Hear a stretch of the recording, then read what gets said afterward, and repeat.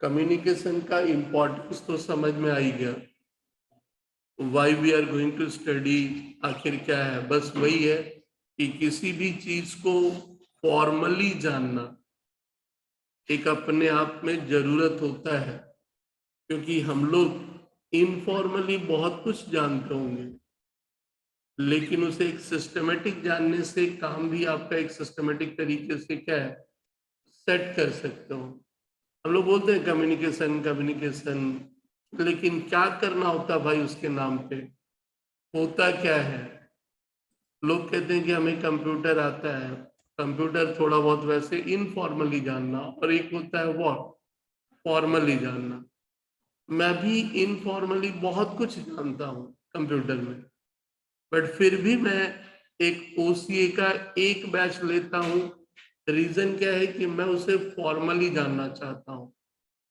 मैं उसे एक बार फॉर्मली जानना चाहता हूँ कि क्या है भाई एक स्टेप्स। हम अपने काम के सिलसिले में उतने तक ही सीमित रह जाते हैं, जो एक ऑप्शन जानते हैं बस उसी को क्या कर रहे हैं। लेकिन जब बताने की बारी आती है तो लगता है ना भाई उसे बताना तो क्या पड़ेगा, फॉर्मल। और उस दरमियान फिर बहुत सारी चीजें हैं जो कि इंसान अपने काम के समय नहीं देखता है, वो देख लेता है। तो बिजनेस कम्युनिकेशंस यानी कम्युनिकेशंस का इम्पोर्टेंस लास्ट क्लास देखा, उसी में टुकड़े दर टुकड़े की बात हो रही थी। तो लास्ट क्लास तुमने देखा ही क्या था? लास्ट क्लास तुमने जो देखा था कि बिजनेस एक इन्वायरमेंट के अंदर है और उसे बाकी लोगों से क्या करना पड़ता है, कम्युनिकेट करना पड़ता है। तो एक तो कम्युनिकेशंस का एक सिंपल मतलब होता है, एक जिंदगी में, जाती जिंदगी में आप कम्युनिकेट कर ही रहे हो। साथ ही साथ फिर बात आती है बिजनेस कम्युनिकेशन, जो एक बिजनेस बोलने से ही सबसे पहली चीज है, it should be formal. It should be formal. Business में कैजुअल नहीं चलता है, इनफॉर्मली चीजें नहीं चलती हैं। और उसी में दो टॉपिक देखा, नेचर, फीचर्स और what, characteristics of business communication. फिर why what why we are going to study this, क्यों पढ़ेंगे भाई, कुछ तो मकसद होगा। फिर अगले हिस्से में क्या देखा था, स्ट्रैटेजी, क्या अपनाना चाहिए कि कम्युनिकेशन बहुत सही तरीके से हो। आगे चला था तो जो एक इम्पॉर्टेंट क्वेश्चन आता है, what element and what process of business communication, क्योंकि आपको फिर ध्यान देना पड़ता है उन उन बिंदुओं पे, यार ये हिस्से को क्या करो, ठीक करो। सोर्स, एंडिंग, बीच में इनकोडिंग, डिकोडिंग, मैसेज, फीडबैक, ये सारा चीज पे आपको क्या करना होता है, थोड़ा फोकस होना पड़ता है। फिर एक बिजनेस कम्युनिकेशंस की शुरुआत इन्वायरमेंट की बात कर रहे थे, तो बात थी कि कम्युनिकेशंस कुछ आउट ऑफ द ट्रैक भी चले थे। एंड देन आपका कम्युनिकेशंस नेटवर्क पे आए थे। कम्युनिकेशन नेटवर्क यानी बिजनेस कैसे चलेगा, मूव, सॉरी, कम्युनिकेशन कैसे मूव करेगा, कैसे मूव करता है। तो उसमें दो बातें थी, एक फॉर्मल और दूसरा क्या था, इनफॉर्मल। फॉर्मल मतलब बिजनेस ने डाला है सोच समझ करके, इनफॉर्मल डाला नहीं, बस वो क्या है, चल रहा है। फॉर्मल बोलने का मतलब ही तुमने उसे क्या किया है, डाला है। एक व्हील पैटर्न देखा था, चेन पैटर्न देखे थे, वाई पैटर्न है, अनस्ट्रक्चर या डेमोक्रेटिक एंड पार्टिसिपेटिव पैटर्न है। इनफॉर्मल में ऑलरेडी एक ऑर्गेनाइजेशन का जो स्ट्रक्चर है, हायरार्किकल और नोडल पैटर्न, तो वो है। गॉसिप पैटर्न है, random network and probability pattern, and what, group centred और क्लस्टर्ड नेटवर्क। यानी कभी आपसे पूछा जाता है कि कम्युनिकेशंस का नेटवर्क क्या है, तो यहां तक हम लोगों ने लास्ट क्लास देखा था कि बिजनेस कम्युनिकेशंस क्या, उसके कैरेक्टरिस्टिक्स, फीचर्स क्या, उसकी ऑब्जेक्टिव क्या, फिर था एलिमेंट क्या, देन कम्युनिकेशन नेटवर्क। अब अगले हिस्से में हम लोग चलते हैं, channel of communication. Channel of communication, तो ये हिस्सा थोड़ा सा पोस्ट कर देंगे। चैनल ऑफ कम्युनिकेशंस में चले आओ। माध्यम क्या होना चाहिए, मीडियम। तो दो तीन चीज तो ऐसे ही बताए थे in general, print media, electronic media, digital media, लेकिन थोड़ा और इन डिटेल। तो चैनल का मतलब ही क्या हो गया, मीडियम, किस तरीके से आप कम्युनिकेट करते हो। एक माध्यम क्या होता है, हम बोल रहे हैं आपको और आप सुन रहे हो, तो अभी जो हमारे बीच चैनल है वो क्या है, फेस टू फेस है। अभी जो हमारा मीडियम है वो फेस टू फेस है, हम डायरेक्टली बोल रहे हैं और आप डायरेक्टली सुन रहे हो। दूसरा, ऑलवेज जिंदगी में पॉसिबल नहीं है face to face, no doubt best तो यही है, लेकिन always face to face possible नहीं है। तो एक पुराने जमाने से ही चीजों को हम लोग उठा लेते हैं और आज भी वैलिड है। पहले जो चलता था, जब कंप्यूटर नहीं थी, तो कौन सा था, पोस्टल डिपार्टमेंट, पोस्ट ऑफिस से चिट्ठी को भेजना, टेलीग्राम को भेजना, वो चैनल था। बट आजकल ये रिडंडेंट हो गई है, बट फिर भी है, लेटर सेंडिंग ये सब तो फिर भी है।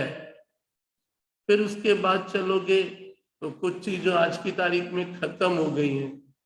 टेलीग्राफ यानी टेलीग्राम, और जिसे पोस्ट ऑफिस ने यही 4-5 साल पहले क्लोज कर दिया था, क्योंकि वो एक फास्ट तरीका था। चिट्ठी हम यहाँ से भेजेंगे, टाइम लगता था, आज दुनिया फास्ट हो गई है।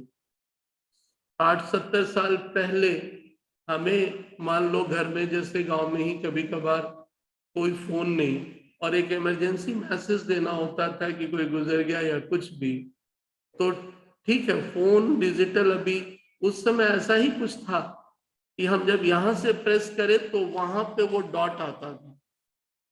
ऐसा ही कुछ क्या था, वो एक डॉट आता था और वो एक मैसेज क्रिएट किया जाता था with the help of what, dot that. वो जो डॉट था उससे मैसेज को क्या किया जाता था, क्रिएट किया जाता था।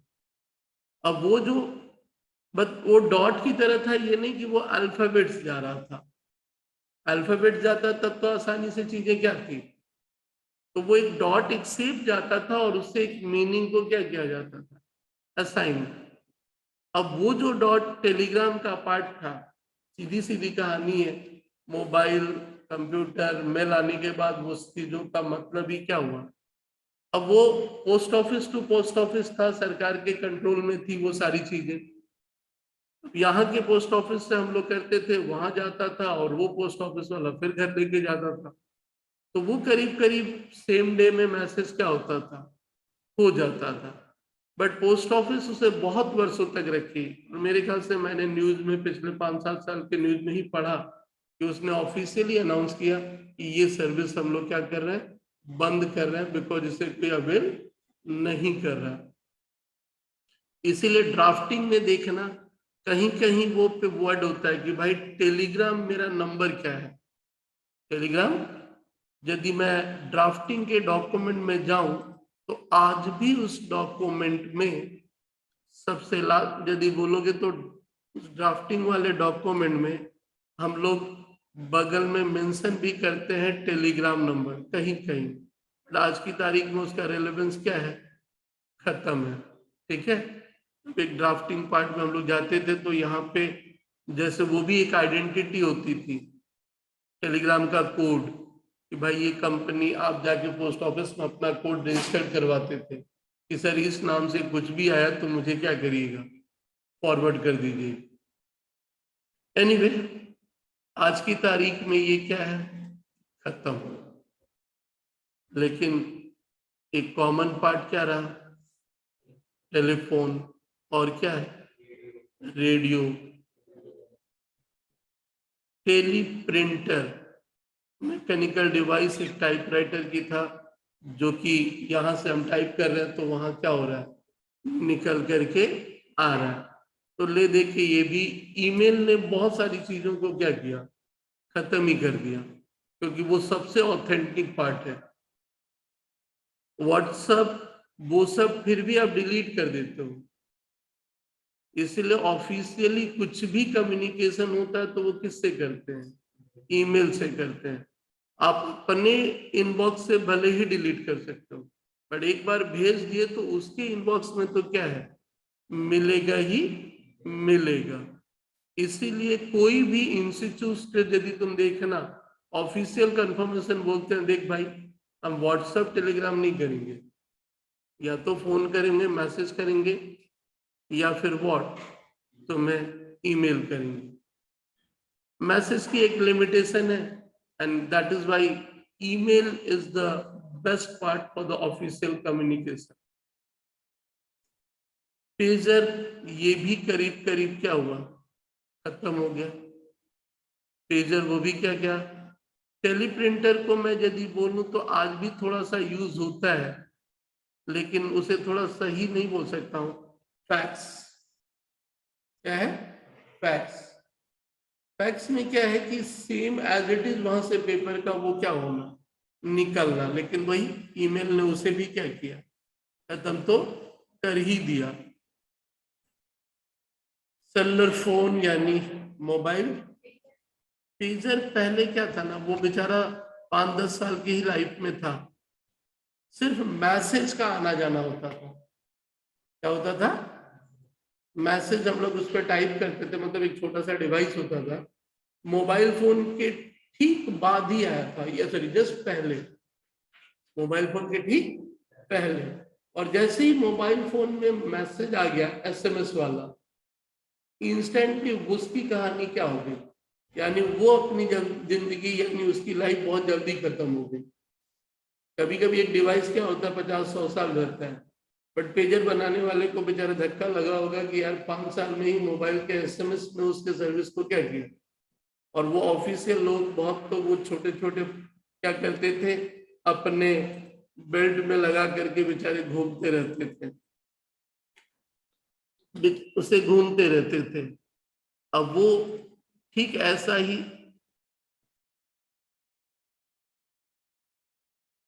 ये एक छोटा सा डिवाइस था जो अपने मैसेज उस पर क्या आता था, ओनली फॉर व्हाट, मैसेज। अब मैसेज तो लगा यार जब फोन में ही आ गया तो फिर इसकी क्या जरूरत। अपने बेल्ट के साइड में उस समय के एक शौक और फैशन के तौर पे ऑफिशियली लोग उसको क्या करते थे, फोल्ड कर देते थे। इजर अटैच्ड विथ पैंट के साथ ही कर लो।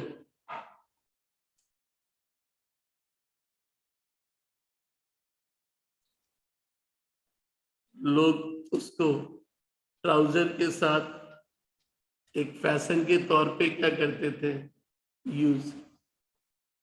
हम टीजर बोला तो खाली पैंट ही दिखा दिया।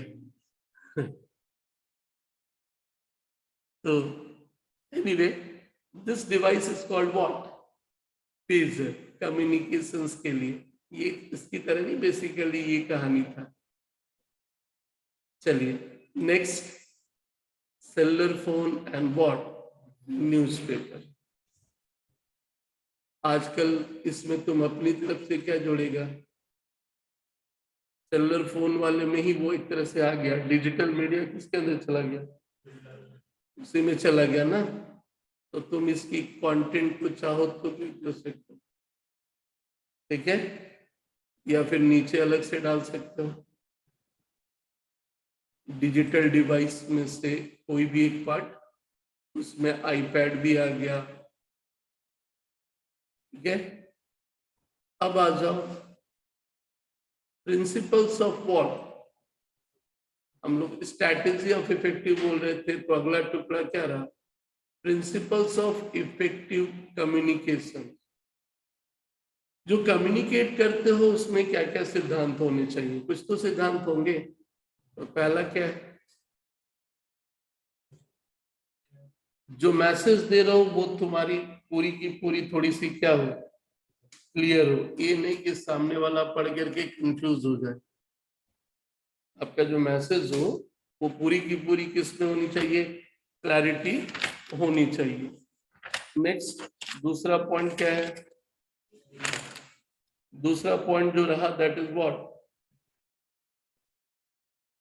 प्रिसिशन। प्रिसिशन पढ़े हो इंग्लिश में? प्रिसाइज बोला जाता है ना? प्रिसाइज एक क्या लिखो? प्रिसिशन लिखो मतलब क्या? शॉर्ट और ब्रीफ में लिखो, स्टोरी मत बनाओ। जितना छोटा होगा उतना क्या होगा? बेहतर होगा। सी, अब इतना भी हाई फाई वर्ड ना यूज कर लो कि सगला समझ ही नहीं पाए। वर्ड्स क्या होने चाहिए? सिंपल होना चाहिए, समय के अंदर हो। समय के बाद तो उसका कोई मतलब नहीं है भाई, यानी उसको कंक्लूड करो जितना जल्दी हो। जैसे कि कभी कभी लगता है मैसेज देख के लोग फेडअप हो जाते हैं, क्या लिखा? 9 साल के बाद WTO किसी कॉन्सेंसस पे पहुंचा है किसी मैटर पे, कि WTA finally after 9 year what gap, IPR वो सब बहुत सारी चीजें, दोहा राउंड चल रहा था, कंक्लूड ही नहीं हो रहा था, कोई फाइनल रिजल्ट ही नहीं आ रहा था। तो फिर कम्युनिकेशंस के बारे में भी बोला कि वो क्या हो भाई, टाइमलीनेस हो, वो एंड हो जाए, ये नहीं कि चल ही रहा है, एक समय के अंदर उसको क्या करो, खत्म करो। फिर क्या है? कंपास का काम क्या है? हमेशा नॉर्थ पे रहना, एंगल। तो ये बताना ये चाहता है कि भाई जिसको तू मैसेज देना चाहता है वो पता हो ना कि उसी के पास क्या हो। तो communication network just right to serve the world organisation ends. हमें किसी को सर्व करना है, हमारी तरफ से वो मैसेज क्या है?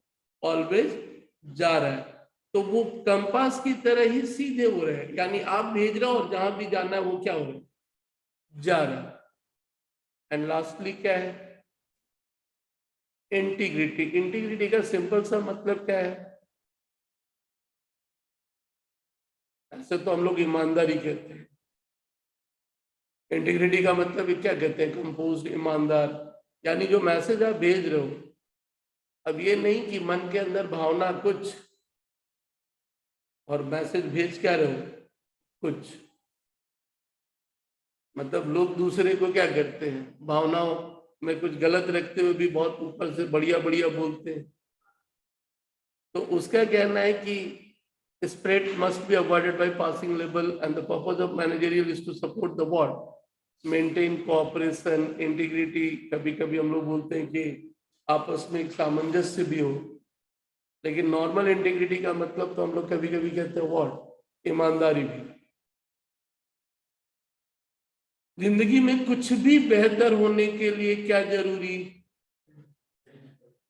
तो आप एक कम्युनिकेशन सब्जेक्ट बना रहे हो जहां आप सिखा रहे हो कि कम्युनिकेशन का तरीका, तो बोला भाई जो करना है कर, लेकिन ध्यान रखना कि ये सब चीज उसमें क्या हो, फॉलो करते हुए वो हो, तब जाके तुम्हारा कम्युनिकेशन इफेक्टिव हो पाएगा। तो चैनल के बाद प्रिंसिपल्स देखा, तो अगला पार्ट क्या है? मॉडल। अब मॉडल, कभी कभी हम लोग कंफ्यूज हो जाते हैं channel and model, channel and model. Model यानी एक तरह से रूप, तो मॉडल यानी रूप में क्या बोला? Some of the models of communications क्या है? अलग अलग मॉडल्स में कम्युनिकेशन जो आप कर रहे हो वो अलग अलग नेचर का हो सकता है ना, तरीके का। तो कुछ कम्युनिकेशंस किस तरह के हैं भाई? पहला क्या है? रियोट्रिकल मीन्स व्हाट? एक ऐसा कम्युनिकेशन जिसमें हम किसी को परसुएट कर रहे हैं, हम किसी को क्या कर रहे हैं? परसुएट कर रहे हैं, क्या? कि भाई मेरी बात मान लेना। यानी आप मेरे पास, यानी हम आपको यदि एक मैसेज देते हैं क्लास शुरू करने का या कुछ व्हाट्सएप क्लास, तो परसुएशन ही है ना। कि भाई मेरे क्लास को क्या करो, ज्वाइन करो, आप उसे क्या करने की कोशिश करते हो, इम्प्रेस करने की कोशिश करते हो। तो कम्युनिकेशंस में कुछ कम्युनिकेशंस क्या होते हैं, इच्छा होती है कि सामने वाले को क्या करो, सामने वाले को पर्सुएट करो, इम्प्रेस करो कि वो आपसे या आपके साथ क्या करे, काम करे। तो क्या लिखा, draw attention of the audience and try to convey his speech to them and Aristotle is the profit of war. तो यहाँ पे एक और चीज आया कि इसके नायक कौन थे भाई, बहुत बड़े थिंकर, दैट इज व्हाट। अब इनके बारे में कुछ जानना है, एरिस्टोटले, थोड़ा बहुत देख लिया जाए, नाम सुनने को मिलता है। एरिस्टोटले भाई, यही बंदे हैं। ये थे कौन, ये थे कौन भाई, तो उनके बारे में यदि बात करोगे तो बोला क्या है, Greek philosopher and polymath during the classical. And किनसे पढ़ा था इन्होंने, प्लेटो से। तो प्लेटो अपने आप में एक बहुत बड़े दार्शनिक थे, और उन्हीं के शिष्य कौन है, एरिस्टोटले। मतलब दार्शनिक लोग क्या होता है, बोलते हैं ना हम लोग, यार इनके पास तो माया की तरह रहता है, क्या जिससे भी बात करे उसको इम्प्रेस कर लेते हैं, जिससे भी बात करे उस बंदे को क्या करते हैं, इम्प्रेस कर देते हैं, वो उसका भक्त बन जाता है, वो उसका भक्त बन जाता है। तो तुम्हारा मैसेज भी कभी कभी क्या होता है, कम्युनिकेशन, आप चाहते हो कि सामने वाले को आप उसका क्या बना लो, फॉलोअर बना लो, ऐसे मैसेज के मॉडल को क्या बोला गया, क्लियर है। और इसीलिए इनका नाम भी उसमें क्या किया गया, speaker try to present his speech with documentary evidence and the result communication becomes what, effective. यानी आप सामने वाले को अपना इंप्रेशन क्रिएट करके अपना फॉलोअर बना रहे हो, लेकिन दूसरे वाले का नाम तो जानते हो क्या है, प्रोपेगेंडिस्टिक, मतलब प्रचार करना। इम्प्रेस मतलब तुम्हारे पीछे पीछे घूमे, ये तुम्हारी कोई इच्छा नहीं थी। तो प्रोपेगेंडा का मतलब ही क्या रहा, अपने बारे में कि भाई हम हैं। एडवर्टीजमेंट एक ऐसी कहानी है, वो जो टीवी में मान ले कोलगेट टूथपेस्ट का ऐड आता है, क्या वो खरीदने के लिए बोलता है, क्या वो ये बताना चाहता है, क्या वो पहला लॉन्च हुआ है, पिछले 40-50 साल से क्या है, चल ही रहा है ना। तो बहुत सारे टीवी में ऐड देखने के बाद मन में ख्याल आता है, ये लोग का है ऐड करता भाई, इसको तो पूरी दुनिया जानती है। तो एक वर्ड जानता है जो एडवर्टीजमेंट की दुनिया में बोला जाता है, क्या, जो दिखता है वो बिकता है, जो दिखता है वो बिकता है। ये एक जिंदगी का सच है भाई। जब तक आप अपने आप को दिखाओगे नहीं, यानी कंपनियों को बोलना पड़ता भाई हम है, वो यदि ऐड नहीं दिखा है ना, तो लोगों को लगेगा वो कंपनी क्या हो गई है, बंद हो गई है। तो वो स्टिल वो लोग अपने एडवर्टीजमेंट को क्या करते हैं, दिखाते रहते हैं। ये नहीं कि उनको जानती नहीं है दुनिया, और अलग अलग जगहों पे अपने आप को, और जो लाइन मैंने कहा, इसीलिए कभी कभी बीजेपी के नेताओं पे ये उंगली भी उठती है, ये लोग ज्यादा दिखाते हैं, क्योंकि दिखेंगे तभी बिकेंगे। या मान ले केजरीवाल जी अपने दिल्ली में एडवर्टीजमेंट में सब में कर रहे हो, ठीक है, लेकिन दिखाना भी क्या है, नहीं तो फिर लोगों को विश्वास नहीं होता कौन क्या, लगता है फिर कोई दूसरा आदमी उसका क्या करेगा, क्या मतलब ले लेगा क्रेज कि भाई यही तो किया था। तो लोगों को वो दिखाना पड़ता है, तो दैट इज प्रोपेगेंडा। उसी प्रोपेगेंडा वर्ड पे ही क्या आया, तीसरा क्या है, नेगोशिएबल मॉडल। नेगोशिएबल कभी कभी कस्टमर से तुम क्या कर रहे हो, नेगोशिएट ही कर रहे हो ना प्राइस को लेके। कस्टमर रेडी है, लेकिन मुद्दे की बात क्या, तो जब आपको लगता है कि भाई कस्टमर मेरा लेता तो है, लेकिन थोड़ा सा नेगोशिएशन मैटर पे भी चले जाए, दो लेगा तो एक फ्री, दो लेगा तो एक फ्री, काहे दो ठो ले रहा भाई। तो in this model it is said that a negotiator establishes his message through discussion। पहले डिस्कशन करके फिर उसके बाद क्या कर रहा है, मैसेज को देता है कि हमने आपका ऑर्डर एक्सेप्ट किया, इतना रुपया में क्या करेंगे, देंगे।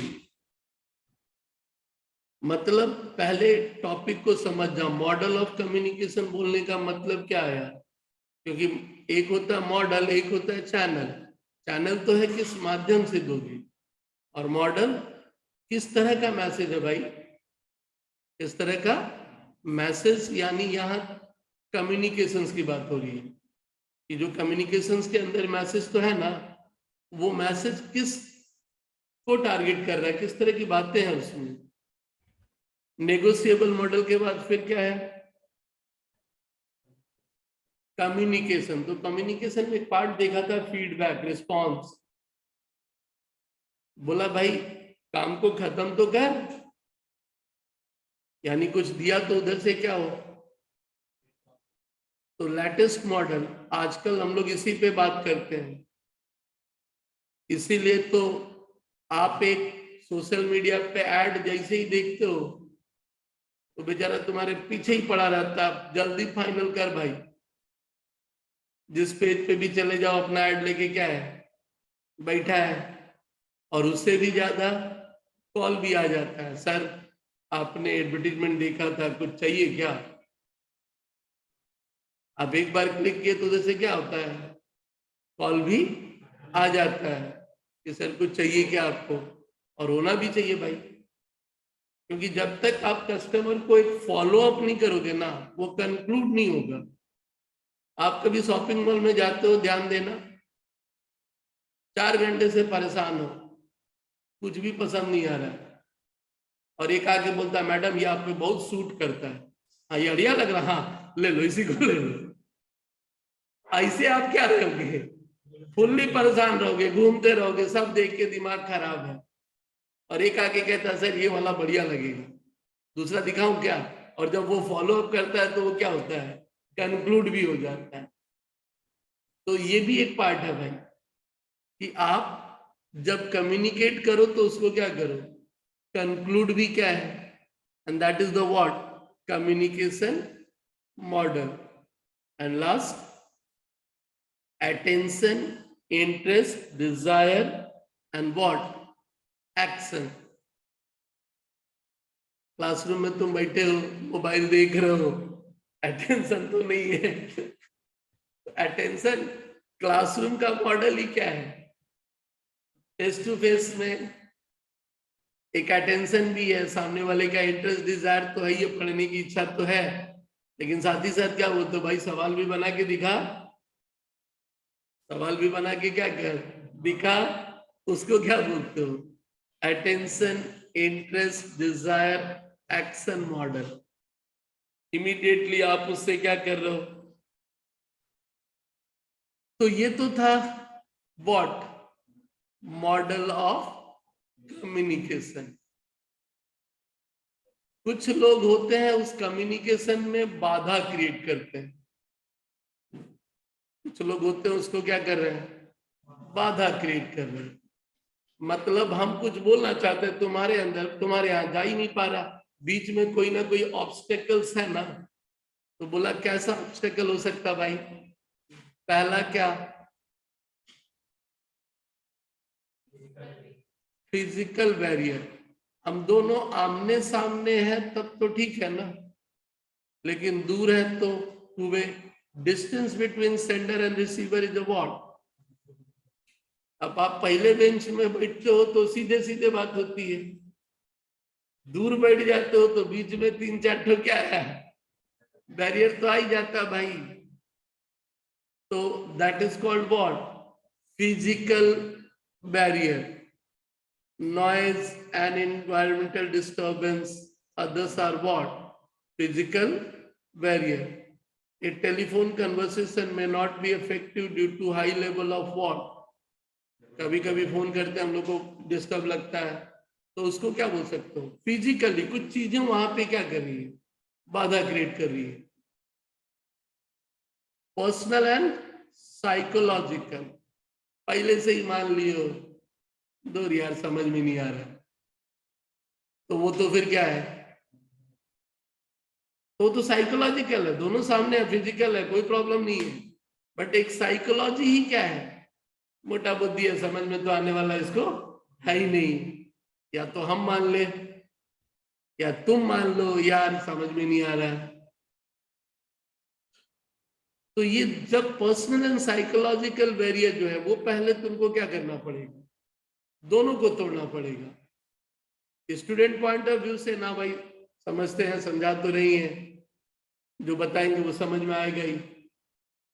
अब मान के ही बैठे हो, क्या बीसी पढ़ाना यार भाई. फिर भी कुछ है ना कि ओपन माइंड तो रहो. जीरो कुछ तो पता चलता है यार. चैनल बोल के कुछ होता है, मॉडल बोल के कुछ होता है कि आप जब मैसेज लिखो तो पहले ध्यान रखो कि तुम किस उद्देश्य से लिख रहे हो भाई. क्या तुम उसको सिर्फ अपना प्रचार करना चाहते हो, या तुम चाहते हो कि तुम्हारे पास वो क्या हो, आए?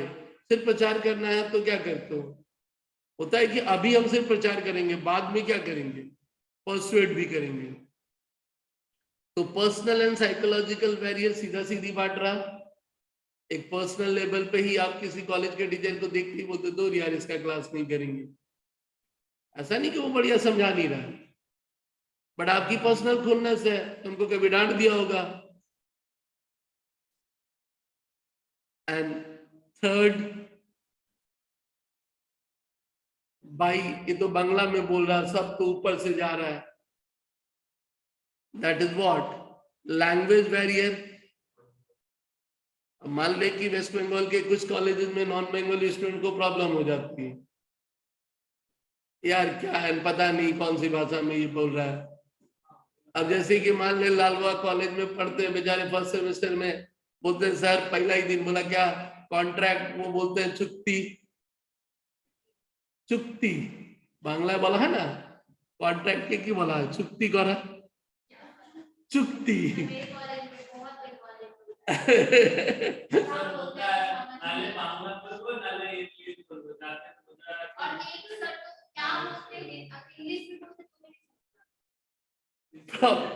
प्रॉब्लम वही है.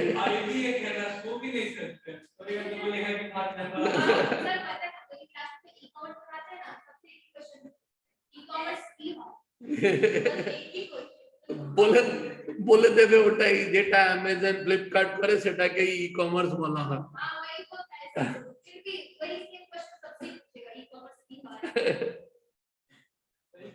चला जा. तो यहाँ बात आ गई क्या? शब्दों की, भाषा की. इसीलिए कभी कभी स्पीकर बोलता भाई ऑडियंस कौन सी लैंग्वेज में कंफर्टेबल है, क्योंकि वो दोनों ऑडियंस स्पीकर को लगता है कि भाई मैं तो बांग्ला भी बोल सकता हूँ, मैं हिंदी भी और मैं अंग्रेजी भी, तो मुझे लगता है कि भाई बोल दे कि इसमें कंफर्टेबल है. और हाँ थोड़ा बहुत मिक्सअप कर लेता है इंसान, क्योंकि दो लैंग्वेज में या तीन लैंग्वेज में तो इंसान थोड़ा क्या है, कंफर्टेबल थोड़ा बहुत पा ही जाता है. तो semantic and what? Language barrier. यही कारण होता है कि एक प्योर बंगाली टीचर के पास नॉन बंगाली स्टूडेंट ट्यूशन नहीं पढ़ते हैं, या एक प्योर नॉन बंगाली टीचर के पास बोलोगे तो बंगाली स्टूडेंट्स कम होते हैं. बिकॉज वहां प्रॉब्लम क्या है? लैंग्वेज का. एक कम्युनिकेशन बैरियर तो है कि जब सामने वाला समझाएगा तो पूरा पूरा तो समझ में नहीं आएगा भाई. और ये चीज प्रोफेशनल ट्यूशन में चले जाओ, CACS, ज्यादातर नॉन बंगाली टीचर, अब वहां बंगाली स्टूडेंट्स को कभी कभार क्या होने लगता है? प्रॉब्लम होने लगता है. Next, status barrier. ये भी एक तो पार्ट है भाई. अब स्टेटस बैरियर में क्या होता है? मैनेजर और जूनियर लेवल है, तो मैनेजर को लगता है हम तो मैनेजर है भाई, और नीचे वाला जो ऑडियंस है वो तो वर्कर है. मैनेजर आपस में बात करें तो उनको लगता है कि कम्युनिकेशन क्या है, सही है। तो कभी कभी ये भी बैरियर क्या करता है।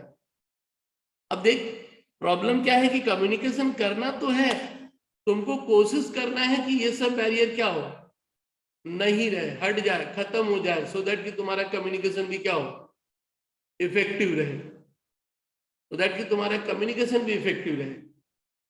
क्योंकि आपको मालूम है एक फिजिकल बैरियर हो रहा है तो लगता है ना भाई क्लास को छोटा रखो, पूरे के पूरे आई कांटेक्ट में रखो। एक होता नॉइज हो रहा है तो भाई फैन वैन बंद करो, एसी चलाओ, क्योंकि फिर वो चीजें थोड़ी सी क्लैरिटी के साथ नहीं जा रही है। लैंग्वेज, स्टेटस, फिर क्या रहा, ऑर्गेनाइजेशनल बैरियर। इसमें क्या होगा बोलो, ऑर्गेनाइजेशनल बैरियर में ऑर्गेनाइजेशनल का जो स्ट्रक्चर है वो बहुत जटिल है। क्या है, ऑर्गेनाइजेशन का स्ट्रक्चर जो है वो क्या है, बहुत जटिल है। मैनेजमेंट में बहुत सारे लेयर हैं, मतलब इतना सारा लेयर है ना कि वो कम्युनिकेट होने में ही दिमाग खराब होता है, किधर से किधर जाएगा भाई। तो बहुत समय कम्युनिकेशन, इसीलिए तो वो नेटवर्क को क्या करना पड़ता है, सही रखना पड़ता है। फिर क्या है, इन अटेंशन। तुम भी जानते हो कि आजकल एक ट्यूशन स्टूडेंट के रिश्ते में मोबाइल वाले ने क्या किया, इन अटेंशन का काम कर दिया। सामने रखते हो तो मैसेज दिखता है, शांत भी है तो कॉल दिखता है, बैग में रखते हो तो वाइब्रेशन आ जाता है, क्लास के ठीक पहले 2-4 ठो कॉल लिए हो तो इन अटेंशन क्या है, रही जाता है ना भाई। एंड फाइनली हमको तो ये सब्जेक्ट समझ में आता है, पहले ही समझ गया भाई, मैसेज सुन तो ले पूरा, प्री मैच्योर एवेल्युएशन पहले ही बोल दिया ना भाई, बहुत टफ चैप्टर है, हो गया फिर कम्युनिकेशन। हम जितना ही समझा ले, हम जितना ही समझा ले, उसको कोई सीनियर बोल दिया भाई ये चैप्टर बहुत टफ है, पहले दिन से ही बोलता है। हम बोलता है भाई काहे सुन के आता तुम लोग उससे, अपने सीनियर वाले से पूछ लेता है, कभी कभार बातचीत में निकल ही जाता है। और वो जो पहले से एक माइंडसेट में जब आ गया ना तो नेचुरल है कि कोई कितना ही बेहतर तुम्हें क्या करे, कम्युनिकेट कर ले, तुम उसे समझने वाला नहीं है। इसीलिए बोला जाता है कि हमेशा जब कभी भी कहीं कम्युनिकेशन हो जाओ, you should be a neutral, zero phase में रहो। ऑलवेज से कोई प्री कंसीव्ड आइडिया नहीं, कुछ नहीं, सब अलग, तब जाके आप बेहतर चीजों को क्या करोगे। और इसीलिए स्पीकर कभी बोल भी देता भाई जो तू जानता है भूल जा, मान ले कि तू जीरो है, और जो बोल रहा हूं पहले बैठा, फिर बाद में दोनों को कंपेयर करना। ऑलरेडी सेट करके रखा एक सिस्टम, कुछ बता रहा हूं, आपस में क्या चल रहा है, कॉन्ट्राडिक्शन चल रहा है, चीजें बेहतर कम्युनिकेट नहीं होती, सीख नहीं पाते हो। बैरियर, आखिर आप ऊपर पढ़े कि इफेक्टिव कम्युनिकेशन कैसे होगा, तो जो भाई ये बैरियर है उसको क्या करो, खत्म करो। तो अगला क्वेश्चन उसी से रिलेटेड है, पढ़ के समझ में आ ही जाएगा कि भाई उस बैरियर को ओवरकम कैसे किया जाएगा, उस बैरियर को ओवरकम कैसे करना है। तो ले दे के ऊपर वाले चीजों से ही थोड़ा बहुत होगा, यानी नीचे वाला नहीं भी मालूम है तो ऊपर वाले के एक एक पॉइंट को ही पॉजिटिव वे में क्या करो, तोड़ते जाओ कि फिजिकल बैरियर को क्या किया जाए, खत्म किया जाए। क्लियर है, भले ही यहाँ मुझे लग रहा है कि अलग पॉइंट दिया गया, ले देके ऊपर वाले हिस्से को ही क्या करो, फिर भी क्लियर पॉलिसी ऑफ ऑर्गेनाइजेशंस, जो कॉम्प्लेक्स स्ट्रक्चर वाले की कहानी में हो। क्लियर परसेप्शन, बोला पहले से कोई परसेप्शन मत रख भाई, पहले ही मत बोल दो कि चैप्टर टफ है, या पहले से जीरो रहो, the language of the message easy, सब कुछ वो जो ऊपर के प्रॉब्लम था कि क्या क्या हो सकता है। फिर क्या है, एक चीज जान ले, इस क्वेश्चन को करते वक्त principles of effective communication, and दूसरा कौन सा, बैरियर्स ऑफ कम्युनिकेशन, ये दोनों के कॉम्बिनेशंस का ये क्या है, सॉल्यूशन यानी है प्रिंसिपल्स एंड व्हाट बैरियर। एक होता है ना कि कम्युनिकेशन का सिद्धांत क्या होना चाहिए, तो फिर इफेक्टिव बैरियर के तौर पे उसको क्या करो, ओवरकम करते जाओ। Clear message, understanding the receiver, ये भी एक पार्ट है। हम लोग कभी कभी गलत फहमी में चले जाते हैं, भाई सामने वाला बहुत मंद बुद्धि का है मान लो, और तुम समझा रहा है कि नहीं उसको वो बढ़िया समझता है, तो वो तो ले ही नहीं पाएगा। आप देख तो लो कि रिसीवर कौन है। अब तुम जेबीएस वाले को पढ़ा रहे हो ना लालवा वाले को पढ़ा रहे हो, क्लियर कर लो भाई पहले, क्योंकि लेबल वही रहता है भाई। तुम एक इंग्लिश मीडियम वाले को पढ़ा रहे हो या हिंदी मीडियम वाले को पढ़ा रहे हो। अब इंग्लिश मीडियम वाले को पढ़ा रहे हो तो तुमको क्या लगता है, भाई सवाल पढ़ लिया होगा, समझ में आई गया होगा, सिर्फ समझाओ। हिंदी मीडियम वाले को पहले भाई हिंदी समझाओ, टॉपिक बाद में समझाना। और थ्योरी पेपर में बोलोगे तो मेरे साथ यही प्रॉब्लम हो जाता है, यहां तो पहले बोलता है सर इसका हिंदी बताइए। 12 आना ऑडियंस का हाल क्या है, 12 आना ऑडियंस तो सिर्फ इसी मुद्दे पे खुश है क्या कि सर रियोटी का मतलब बता दिया यार।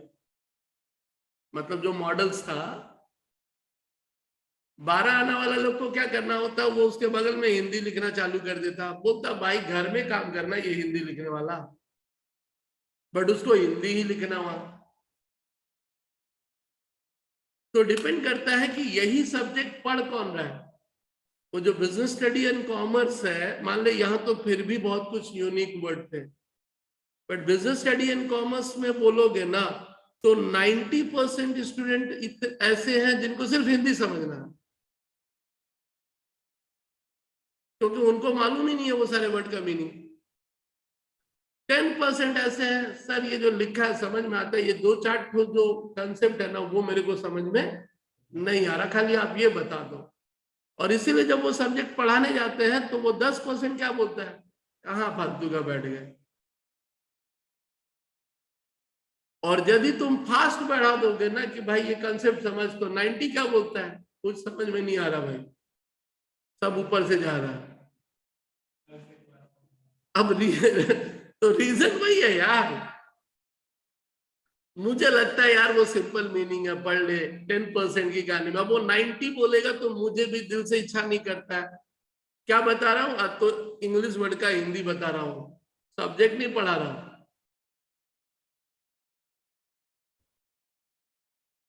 सिलेक्शन ऑफ अप्रोप्रिएट चैनल, सही से चैनल डिस्कस कर लो, बिकॉज टीवी पे दिखाओगे, रास्ते पे होर्डिंग डालोगे, डिजिटल डालोगे, आपको चैनल भी क्या करना है।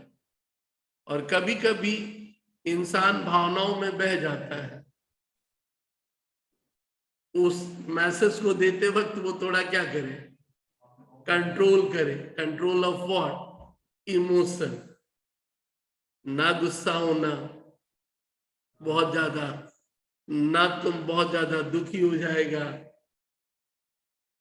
तो वो जरूरी है। एंड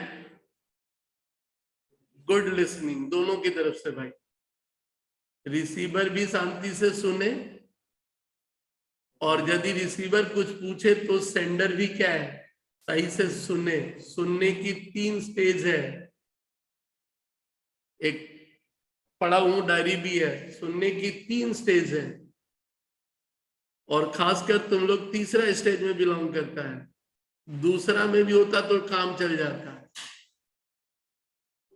और पहला वाला तो एक्स्ट्रा ऑर्डिनरी है, पहला वाला क्या है, एक्स्ट्रा ऑर्डिनरी है।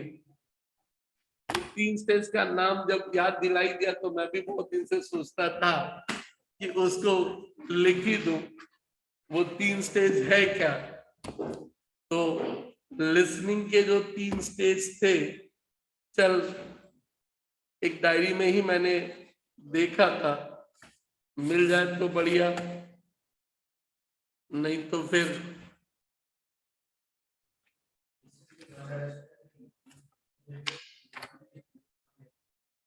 नहीं, नहीं वो बहुत बढ़िया बढ़िया वर्ड था भाई।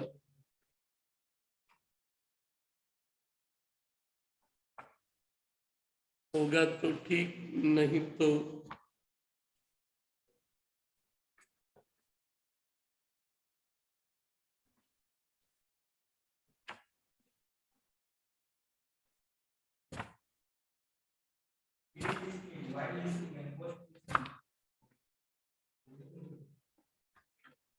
कहीं वो पहले वाले डायरी में तो नहीं है। चल, मिला नहीं, गूगल में देख ले। इम्पैथ उसमें क्या था, कुछ एम्पैथेटिक लिसनिंग ऐसा कुछ वर्ड था। मतलब कि लिसनिंग, सुनने का, बस भावना ये थी हम बोले और आप पूरा मतलब समझ गए, वो फर्स्ट हो गया। हम बोले और आप चीजों को क्या किए, फुल कॉन्टेक्स्ट को ही समझ गए।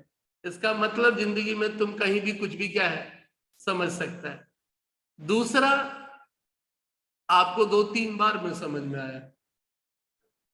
मतलब जब मैं 3 बार बोला तब जाके आप रिस्पॉन्ड करना क्या किए, चालू किए। पहली बार जैसे तुम लोग बोलता है, क्या बोले सर फिर से बोलिए, इसका मतलब पहली बार तो क्या कह रहा था भाई, ध्यान तो कहीं क्या था, दूसरी जगह था। एक होता है कि नहीं, पहली बार में रिस्पॉन्ड, मतलब वो हमेशा मेरी बातों को क्या कर रहा है, सुन रहा है। वो एक बेस्ट फेज है। लेकिन 99% का कहानी क्या, दूसरी बार बोलता है, बोले क्या फिर से बोलिए एक बार। यानी पहली बार वो सिर्फ नजर और हेड मेरे सामने था, माइंड नहीं था। दूसरी तो वो हो गया दूसरी बार कि हाँ भाई ठीक है, एक बार बोलने के बाद रिस्पॉन्ड किया। और एक इतनी बार भी बोल लिया वो उसके समझ में कब आया, जब उसको हाथ पकड़ करके क्या किया गया, बताया गया, तब।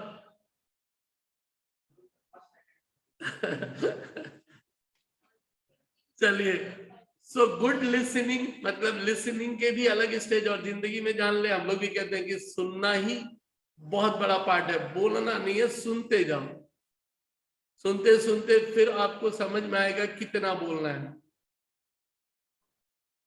गुड ऑर्गेनाइजेशनल स्ट्रक्चर, पहले वाले की तरह ही था, क्लियर पॉलिसी की तरह। एंड लास्ट क्या है, कोशिश करो कि फीडबैक क्या मिले, क्विक और जल्दी मिले। यानी अभी ये टॉपिक किस पे चल रहा है, इफेक्टिव कम्युनिकेशन पे ही चल रहा है। इफेक्टिव कम्युनिकेशन का प्रिंसिपल, उसके पहले चैनल था, फिर बैरियर क्या क्या है, फिर उस बैरियर को रिमूव कैसे करोगे। अब फिर जबरदस्ती क्या बोला, how to make communication what, और एक तो चीज उसी में जोड़ दिया, ले देके स्पेसिफिक पर्पज। कोशिश करिए कि आपके मैसेज क्या हो, स्पेसिफिक पर्पज हो। फिर पता करिए अपने लिसनर और रीडर के बारे में, और उसकी मानसिकता के आधार पे ही आप क्या करिए, मैसेज को दीजिए। और ऑर्गेनाइजेशन ऑफ आइडिया और वर्ड, जो भी आपके पास आइडिया या थॉट आया, पहले उसको सही से क्या करिए, ऑर्गेनाइज करिए, और फिर उसके बाद उसे क्या करिए, कम्युनिकेट करिए। मतलब आया और संग संग मत बोलिए, पहले उस चीज को क्या करिए, ऑर्गेनाइज कर लीजिए। फिर क्या है, एक खुशनुमा माहौल में बताइए। किसमें बताइए, अब ऐसा नहीं कि आते ही 2-4 को पीट दिया और फिर समझाना क्या किया, चालू किया, तो पहले ही सब टेंशन में है। जो पहले हम लोग के समय में बचपन में होता था, पहले ही टीचर होमवर्क कौन कौन करके लाया, 20 तो नहीं लाया, डंडा निकाले, 2-2 डंडा एक रूटीन की तरह सबको क्या हुआ। मतलब एक बहुत सही तरीका था। आजकल तो सरकार भी बोली मारे तो जेल में डाल देंगे, टीचर बेचारा मार भी नहीं सकता है। उस दौर में ज्यादातर टीचर का खौफ होता था, 2-4 ही होते थे जो एकदम प्यार मोहब्बत से ही क्या करते थे, पढ़ाते थे। उस दौर में तो हम लोग का कहानी वही था, कुछ सब्जेक्ट का बेसिक रूल ही वही था, भाई होमवर्क ना, तो सीधे सीधे लोग खड़ा, और किसी एक की जिम्मेदारी होती थी, भाई एक बढ़िया सा लकड़ी का डंडा लेके बैठा कर भाई। अब टीचर टू टीचर भी होता था। एक टीचर अजीब था, बोला देख भाई एकदम पतला वाला छड़ी लाना, मतलब हाथों पे दाग दिखना चाहिए। वो मारते ही थे पतले वाले से। और एक टीचर का था वो कपड़े का रोल वाला मोटा वाला चाहिए, वो मोटे से भी मारते थे बेचारे। और कुछ टीचर तो बोले हाथ काफी है भाई, हाथ काफी है। तो अब हाथ में कोई झप्पड़ यूज करे तो कोई कोहनी यूज करे। सबका अपना अपना क्या था, नजरिया था। अब आते ही 20 को मार दिए, माहौल ऐसे ही टेंस है भाई। अब वो समझाएंगे तो क्या समझ में आएगा, लेकिन उस समय समझ में आता था। क्यों, हम लोग भी मानते थे भाई, मार लिए कोटा खत्म सब बिंदास। यानी वो दुश्मनी बोल के कहानी नहीं थी। आजकल तो लोग उसको क्या करते हैं, दुश्मनी बना लेते हैं कि चलिए हम आपको बाहर देखेंगे या अभी केस कर देंगे। पहले क्या था, ठीक है भाई, उनका काम था मारना, अपना काम था क्या करना, मार खाना, बातें ओवर, चलो फिर से फ्रेश चालू किया जाए। तो पहले दोस्त लड़ाई भी करते थे, फिर उसके बाद शुरू हो जाते थे। आजकल तो बेचारे को बंदूक से ही उड़ा देते हैं। तो कम्युनिकेशंस को यदि कम्युनिकेट करना है तो पहले माहौल को क्या करिए, प्लीजेंट बनाइए, फिर उसको क्या करिए, ट्रांसमिट करिए। पर्सनल टच एक होता है कि पर्सनली बात करना, क्या प्रॉब्लम है, सो दैट कि वो कम्युनिकेशन थोड़ा क्या हो, बेहतर हो। दोनों एक दूसरे की भावनाओं को समझें, mutual understanding, awareness of the need for what, जरूरत क्या है इस कम्युनिकेशंस का, वो पता होता है तो इंसान कम्युनिकेट भी क्या है। जैसे कि आज मालूम है कि भाई सर महीना भर में ही एग्जाम है, कम्युनिकेशन करते वक्त क्या है, तो लगता है कि भाई शॉर्ट में ही निपटाओ। जरूरत यह है कि हम आज तक कुछ पढ़ा और हमको इस सब्जेक्ट के बारे में कोई आइडिया, लेकिन पिछला 1-2 दिन में लगा कि हाँ हो जाएगा, कुछ नहीं है खास। रह गया कि अब एक एक वर्ड थोड़ा सा पता चल जाए तो क्या रहे, सही रहे। फीडबैक का प्रोविजन भी हो, ऐसा नहीं कि हम फीडबैक लेता ही नहीं है। गुड चैनल का selection and what, active listening. देख पढ़ाते वक्त हम लोग भी मतलब होता है ना कि पढ़ा रहे, हमको भी लग रहा है कि ना यार मेरे काम का बहुत चीज है, क्यों, मेरे को तो रोज ही कम्युनिकेट करना है, मुझे तो क्या करना है, तो रोज ही यही काम करना है। तो हमको थोड़ा थोड़ा ये सब चीज का ध्यान रखेंगे तो क्या होगा, बेहतर होगा। यहां तक तो था क्या, इफेक्टिव कम्युनिकेशन। और आखिरी टॉपिक है झगड़ा, कॉन्फ्लिक्ट। मतलब कम्युनिकेशन जो है वो ऐसा नहीं, वो कॉन्फ्लिक्ट भी क्या कर रहा है। तो conflict is a process in which an effort is purposefully made by any person to offset the efforts of what, हम कुछ समझाना चाहते हैं और उसमें से 2-4 ठो बातचीत करके दिमाग खराब कर रहा है। मतलब वो समझाने देना नहीं चाहता है। यानी एक कंपनी एडवर्टीजमेंट करती है तो दूसरा उसके काउंटर में भी क्या करती है, एडवर्टीजमेंट चालू कर देती है। तो यहाँ कॉन्फ्लिक्ट का मतलब मारपीट नहीं रहा, यहाँ कॉन्फ्लिक्ट का मतलब है कि हम जो देना चाहते हैं कोई उसे क्या करना चाहता है, जानबूझ करके उस मैसेज को क्या करना चाहता है, खराब करना चाहता है कि सामने वाला कोई समझे नहीं अपने हितों के लिए। तो क्या लिखा, पर्पसफुली, ये भी एक ध्यान रखना। ऐसा नहीं, तुम्हारा इंटेंशन पर्पसफुली नहीं होता है। हम समझाना चाहते हैं, तुम बात करना चाहते हो, इसका मतलब ये नहीं कि तुम नहीं चाहते हो कि नहीं सर को समझाने ही नहीं देंगे, बस तुम अपने काम में बिजी हो। लेकिन हो सकता है कि कोई पर्पसफुली ये काम करे कि नहीं यार कोई ऐसा कर कि उनको समझाने ही क्या है, नहीं दिया जाएगा। तो वो एक अलग चीज हो गई। जो कंपनी के मामले में क्या होता है कंपनी अपने एम्प्लॉय को मैसेज दी तो उसी में से कोई एक जो भी हो यूनियन का लीडर जिसको लगता है कि नहीं मामले को बिगाड़ दो, तो वो मैसेज को क्या करना चाहता है, हिसाब से बोल सकता है कि I am not going into controversy. Agniveer सरकार एक मैसेज क्या की दी। कभी कभी ये भी लगता है ठीक है बहुतों को बहुत दिनों से या जॉब के हालात बुरे हैं तो फ्रस्ट्रेटेड भी है वो जनरेशन, उनको सबसे बड़ा प्रॉब्लम एक चीज का है कि जा यार हम लोग का तो उम्र ही निकल गया, हम लोग तो अब जा ही नहीं पाएंगे, क्योंकि उसने तो 17 साल कर दिया ना।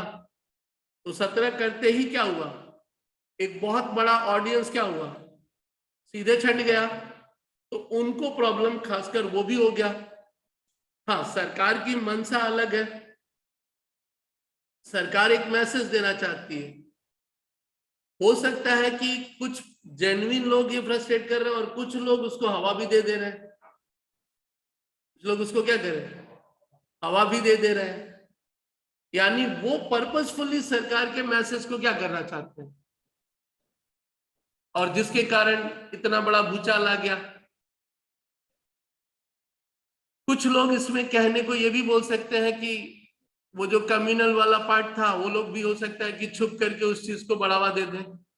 देख बहुत सारी चीजें पॉसिबल है।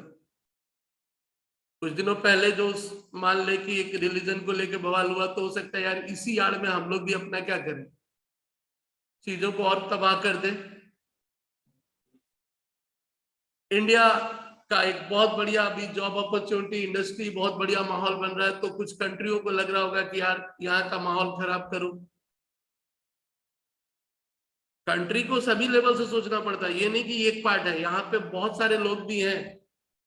कुछ अपोजिशन पार्टियों, ऐसा नहीं मैं बोल रहा हूँ, कुछ अपोजिशन पार्टियों को ये भी लग सकता है कि यार इसी में माहौल को खराब करो और अपने पोजीशंस को क्या करो ठीक कर लो। बहुत सारी पॉसिबिलिटी है, कौन सही कौन गलत, लेकिन एक जो एजेंसी है ना उसको ये हर एक एंगल से वो देखना पड़ता है। यानी अब ये कॉन्फ्लिक्ट तो हुआ, अब इस कॉन्फ्लिक्ट का सॉल्यूशंस तो लेना पड़ेगा ना, आप छोड़ तो नहीं दोगे, क्योंकि आपको तो अपना मैसेज लग रहा है कि सही है, तो क्या करोगे, कंक्लूड तो करना चाहोगे कि लोग उसको क्या करें, एक्सेप्ट भी करें। हाँ सरकार की एक पॉलिसी है कि इन चीजों को पहले पब्लिक फोरम पे पहले क्या कर लेना था, डिस्कस कर लेना था, और उसके बाद उसे क्या करना था, लेके आना था, एक ट्रांजिशन का समय देना था। मैं मानता हूं कि वो गलत हो सकता है कि भाई ये 4-5 साल तक जिसको आना है आ जाओ, नहीं तो उसके बाद क्या होगा, अग्निवीर क्या होगा। मुझे लगता है कि लाना ही था तो सरकार कुछ इस तरह का कदम उठाती कि मैं 3 साल मौका क्या कर रहा हूं या 4 साल मौका दे रहा हूं, बट आफ्टर 4 ईयर हालात कुछ क्या है ऐसे होंगे। फिर उसके बाद बोल सकते हो कि सरकार को लगना था कि पहले पब्लिक फोरम पे डिस्कस कर लेती। अब ये नहीं कि सरकार अपने आप को ऑटोक्रेटिक ये समझ ले कि हम जो दे दिया वही सही, ये उनका गलत पहलू है मुझे लगता है। तो conflict it arises because of disagreement between what, two person और टू ग्रुप, और ये सभी ऑर्गेनाइजेशन में होता है, यहाँ ऑर्गेनाइजेशन की बात हो रही है। कंपटीशन अलग हो गया, यहाँ कॉन्फ्लिक्ट में बात कर रहा है कि उसी ऑर्गेनाइजेशन का बात हो रहा है, इन ऑल ऑर्गेनाइजेशन कभी दूसरे से भी conflict of opposition of dispute between two person and group within the organisation, यहाँ दूसरे की जगह क्या कर रहे हैं वो खुद की बात कर रहे हैं। यानी खुद में मैसेज हम लोग एक दूसरे को देते हैं तो वो आपस में कॉन्फ्लिक्ट अराइज कर जाता है। डिफरेंट टाइप क्या है भाई कॉन्फ्लिक्ट, क्योंकि जब ऑर्गेनाइजेशन में है तो पहले क्लियर करो कि किस तरह का है, फिर तो सॉल्यूशन के बारे में सोचेंगे। पहला क्या है फंक्शनल कॉन्फ्लिक्ट, इसमें क्या बोलता वो, that support the goal of the group and improve its performance, and one common ingredient that successfully creates functional conflict that they reward dissent and punish what, कुछ लोग काम के सिलसिले में है और इस कॉन्फ्लिक्ट को सॉल्यूशंस भी दिया क्या।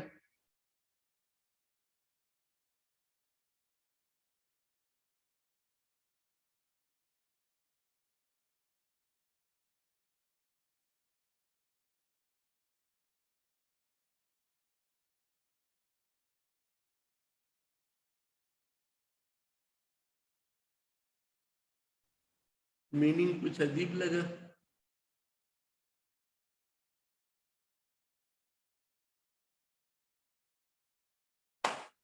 क्या लगा पढ़ के इसको? फंक्शनल कॉन्फ्लिक्ट में, फंक्शनल कॉन्फ्लिक्ट में हो क्या रहा है? वो कॉन्फ्लिक्ट जो किसी ग्रुप के गोल को क्या करता है, किसी ग्रुप के गोल को सपोर्ट करता है, जिससे कि इंप्रूव इट्स व्हाट परफॉर्मेंस। और कॉमन इंग्रेडिएंट उसमें क्या है? कॉमन इंग्रेडिएंट्स ये है कि आप जो विक्षुब्ध है, जो लोग अपोजिशन वाले हैं, उनको आप क्या कर रहे हो? रिवार्ड दे रहे हो। और जो आपके कॉन्फ्लिक्ट को अवॉइड करते हैं, उनको आप उल्टा क्या कर रहे हो? मतलब बीजेपी वाले दूसरे पार्टी या विक्षुब्धों को बैठा दी और जो बढ़िया थे उनको क्या की? पनिश कर दी। तो आपस में फिर क्या होता है? कॉन्फ्लिक्ट अराइज हो जाता है। दूसरा वाला उल्टा हो गया, क्या बोला? Dysfunctional conflict. इसमें क्या है? कॉन्फ्लिक्ट विच हिंडर्स ग्रुप परफॉर्मेंस। एक ग्रुप बेचारा परफॉर्मेंस किया और तुम उसके परफॉर्मेंस को छुपा दिया। तुम उसके परफॉर्मेंस को क्या किया? छुपा दिया। तो सामने वाला को लगता है यार हम लोग की मेहनत तो क्या गया। जब किसी को प्रमोशन देना होता है या कुछ भी, तो it is a destructive form of what, and it is one of the management responsibility to keep conflict intensity as low as humanity what possible. perceived conflict, perceived का सिंपल मतलब मान लेना। states awareness by one or more parties of the existence of the condition that creates opportunity for what conflict to arise. कुछ conflict में दूसरे लोग अपने आप को लगता है कि एक अपॉर्चुनिटी है, चल भाई हम भी नेता क्या है बन जाए।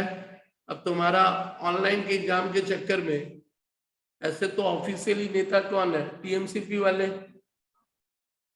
लेकिन इस ऑनलाइन में वो लोग तो सामने आ नहीं रहा था, टीएमसीपी वाले तो सामने। तो इस कॉन्फ्लिक्ट में हुआ क्या? तुम्हारे कुछ लड़कों को लगता चल भाई हम लोग इसी बहाने क्या बन जाए, नेता बन जाए। यदि ऑनलाइन करा लिए तो क्या होंगे? नेता बन जाएंगे। तो कभी कभी लगता है कि पार्टी भी सोच रही थी कि भाई नेता बनने नहीं देना है, इस बार ऑफलाइन ही कराया जाए चाहे जो हो जाए।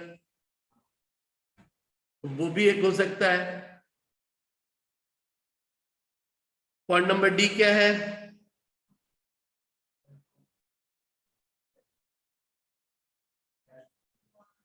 फेल्ट महसूस होना, इमोशन। और इमोशन कुछ भी हो सकता है, टेंशन हो सकता है, फ्रस्ट्रेशन हो सकता है, एनेक्सिटी हो सकता है। फिर क्या है? अब हर एक बिजनेस का अपना एक स्ट्रक्चर है ना ऑर्गेनाइजेशन का। मैनेजर, सबॉर्डिनेट, वो लोग आपस में भी एक तरह से क्या करते हैं, कभी कभी आपस में ही हो जाता भाई वो डिपार्टमेंट वाला उसको कोऑपरेट नहीं करना है, तो स्ट्रक्चर के कारण ही होता है। लेबर और मैनेजर के बीच का पार्ट वही रहा।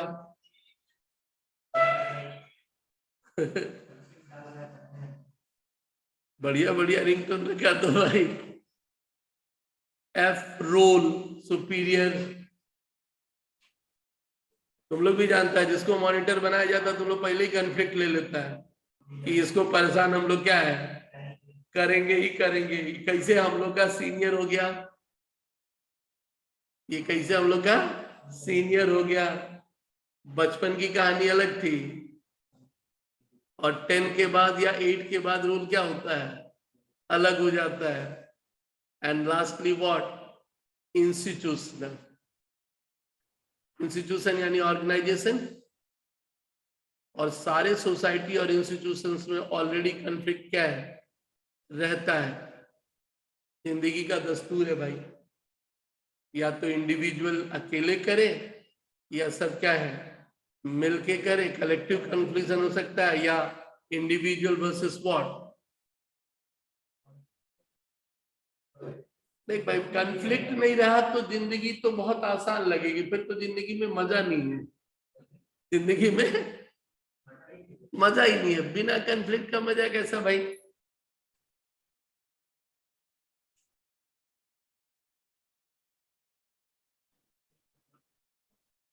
ये आखिरी हिस्सा तुम लोग खुद ही पढ़ेगा। आखिरी हिस्सा का सिर्फ एक बार हेडिंग देख लें। क्या बोला? What are the benefit of conflict? बोला झगड़ा में भी मजा? बोला हाँ, उसका भी कुछ फायदा है। उसका भी कुछ क्या है, होता है ना कि अंदर की बातें पता चल जाती है। ठीक है। Conflict provide the following benefit to the what? Organisation. फिर क्या था? अब सारा खत्म हो गया तो कुछ टर्म्स था बचा। इंटर ग्रुप कन्फ्लिक्ट के फैक्टर्स क्या है वो बोला, यही तुम्हारा and reason for what? Conflict topic है, पढ़ोगे। एंड फाइनली कम्युनिकेशन कैसे कन्फ्लिक्ट को क्या करता है? सॉल्व करता है।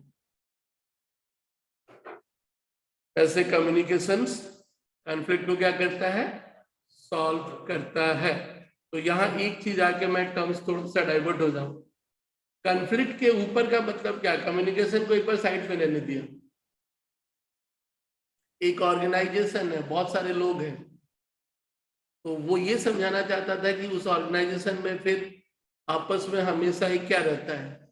कन्फ्लिक्ट रहता है। तो पहले वो कन्फ्लिक्ट को समझा रहा था और लास्ट में बोला देख भाई, कम्युनिकेशन के द्वारा चाहेगा तो उस कन्फ्लिक्ट को तू क्या कर सकता है?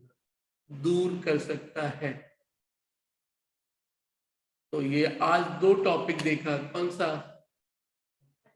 पहले तो छोटा था, 3 हुआ टोटल। चैनल ऑफ कम्युनिकेशन, और दूसरा क्या? इफेक्टिव कम्युनिकेशंस को लेकर के बैरियर, उसका कहानी। लास्ट टर्म कौन सा? तो पहला चैप्टर कितने मार्क्स का है? 8 मार्क्स का। 8 के लिए कितना पड़ेगा? अब मैंने तो वो क्वेश्चंस को यहाँ चैप्टर वाइज नहीं डाला है कि इस चैप्टर से बेसिकली क्वेश्चंस, लेकिन अभी पढ़ाते पढ़ाते लगा कि हाँ ये है, तो चिराग जी ये क्वेश्चन डालेंगे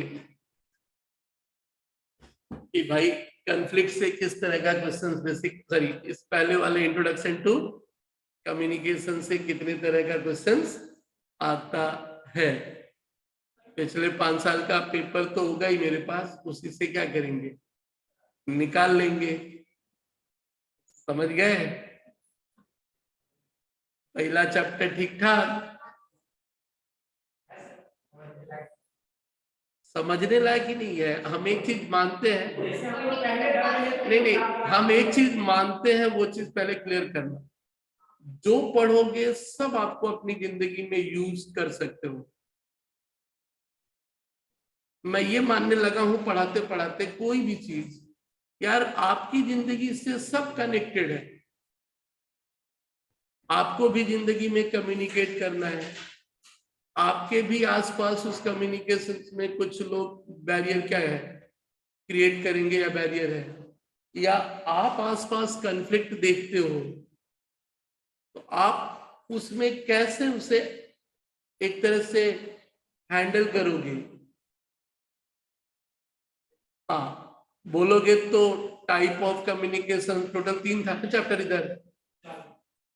लास्ट वाला तो वो था रिपोर्ट ड्राफ्टिंग। उसमें 3-4 चीज को बताना है कि ड्राफ्टिंग का आर्ट क्या है, मतलब उसमें क्या क्या मेंशन होना जरूरी है, वो बस एक्सप्लेन करना है। बीच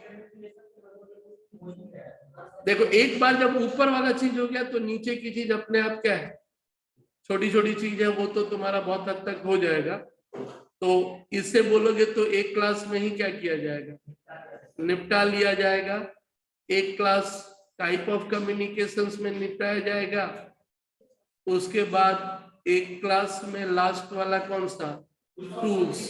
चैनल भी वो टूल्स का चैनल सही, टूल्स भी पकड़ के चल कि एक क्लास में ये टूल भी क्या है, निपट ही जाएगा। अब जब टूल्स निपट जाएगा तो एक वही चैनल वाला टेलीग्राम वापस से आना। तो टूल्स यदि निपटा, फैक्स वैक्स मतलब अभी के टूल्स के बारे में क्या कर रहा है, बता रहा है। तो ये तो हमको लगता है कि इसमें तो ज्यादा और भी नहीं है, वीडियो कॉन्फ्रेंसिंग वही सब है। एंड लास्टली व्हाट, तो 2 क्लास वो, एक एक 4 क्लास इधर।